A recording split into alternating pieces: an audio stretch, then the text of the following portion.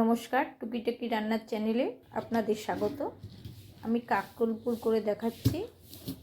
আমি যেভাবে করছি আপনারা সেভাবে করে দেখুন, আশা করি ভালো লাগবে। আমি প্রথমে এই লোকের খোসা ছাড়িয়ে নিচ্ছি, পিলার দিয়ে খোসা ছাড়িয়ে নিচ্ছি, আপনারা বটিতেও করে নিতে পারেন। এবার আমি এগুলোকে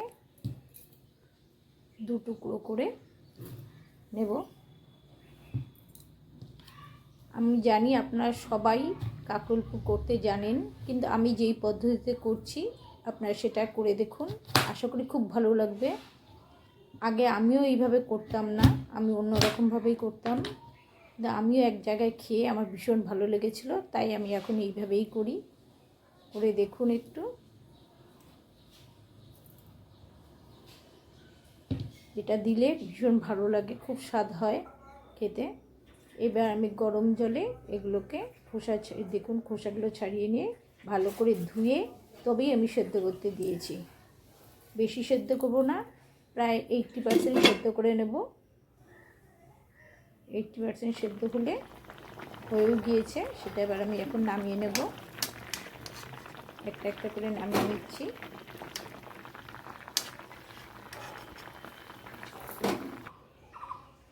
এবার আমি বাটিতে নিয়ে নিলাম, জলটাকে ঝরিয়ে ফেলেছি। এবার ভেতরে যে বিচিগুলো রয়েছে সেগুলোকে আমি চামচ দিয়ে ওগুলো বের করে নিচ্ছি। দেখুন এইভাবে, খুব সহজ। যারা নতুন রাঁধুনি তাদের পক্ষে খুব সুবিধা হবে এটা করতে। এইভাবে সব সবগুলো খোসা ছাড়িয়ে নেবে। যদিও আমি সবগুলো এখানে করব না, আমি কয়েকটা রেখে দেব কালকের জন্য, কালকে করব, সেই কারণে এই খোসাগুলোকে এইভাবে ছাড়িয়ে নিলাম। আরেকটা দেখিয়ে দিচ্ছি। এইভাবে একদম সঙ্গে সঙ্গে উঠে আসে, কোনো অসুবিধা হয় না। এইভাবে খোসা ছাড়িয়ে বিচিগুলোকে ছাড়িয়ে নিলাম। এইবার এই বিচিগুলোকে আমি মিক্সির জারে দিয়ে দেব। সব মিক্সির জারে দিয়ে দিচ্ছি।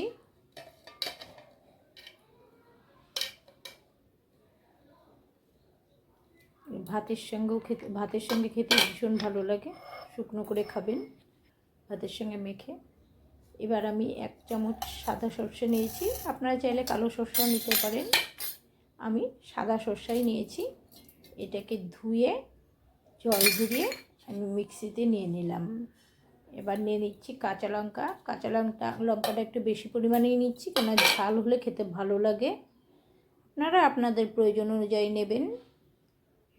এবার দিয়ে দিচ্ছি হলুদ আর কাশ্মীরি লঙ্কার গুঁড়ো,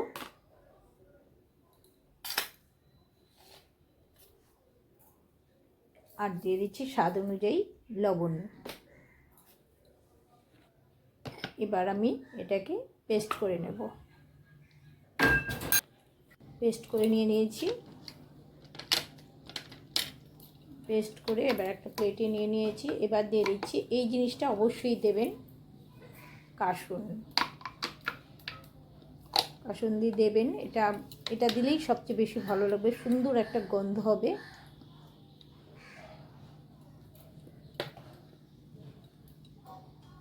এবার দিয়ে দিচ্ছি আমি কুচি করে পেঁয়াজ কেটে রেখেছি। এবার আরও 2টো লঙ্কাকেও আমি কুচি করে দিয়েছি, এ দুটো ভালো কুচি হয়নি, একটু করে নেব পেঁয়াজ দিয়ে। এবার এটাকে আমি ওই লঙ্কাগুলোকে কুচি করে দিলাম।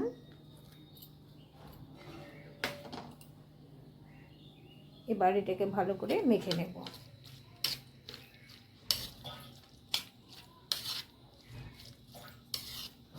ভালো করে মেখে নিয়ে দেখুন এইভাবে মেখে নেব।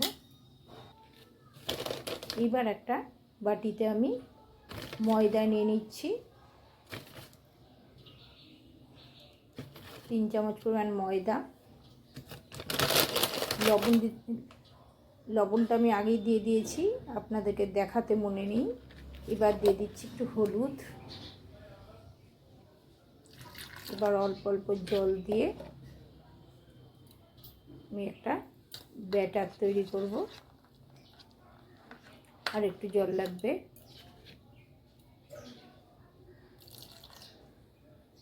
খুব পাতলা ব্যাটার তৈরি করব না, একটু ঘনই করব। যে এই রকম দেখে নিন, এইভাবে ব্যাটারটাকে তৈরি করব। এইবার যে কাঁকরোলগুলো আমি বিচি ছাড়িয়ে রেখেছি সেগুলো নিলাম, নিয়ে চামচ দিয়ে ওগুলোর ভেতরে ভরে দিলাম। এইভাবে ভরে দেবেন। এবার আমি চামচ দিয়ে চেপে চেপে দিচ্ছি। এইবার যে ব্যাটারটা করেছি সেটা উপর দিয়ে প্রলেপ দিয়ে দিলাম, যাতে এগুলো তেলে দিলে বেরিয়ে না যায়, সব দিক যেন ভালোভাবে ভরে যায়। এইভাবে আরেকটা করে দিই।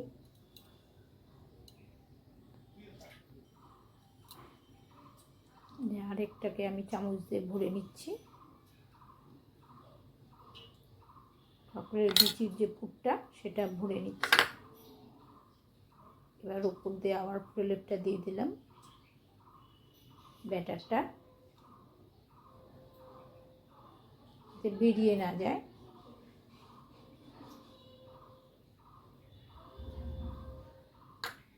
এইভাবে করে নেবেন। এবার আমি কড়াইতে তেল বসিয়ে দিয়েছিলাম আগে থেকেই, তেলটা গরম হয়ে এসছে। এবার আমি এটাকে উল্টে দিয়ে দিলাম তেলের মধ্যে। খুব সাবধানে ছাড়তে হবে। এইভাবে একদম লো ফ্লেমে এটা করতে হবে। আঁচটা বাড়িয়ে দিলে কিন্তু জিনিসটা পুড়ে যাবে, ভেতরটা কাঁচাই থেকে যাবে। তো একদম হালকা ফ্লেমে করতে হবে। একটু টাইম লাগবে। এইভাবে দেখুন আমি সবগুলো ভরে নিয়েছি, হয়ে গিয়েছে। এগুলো তুলে নেব।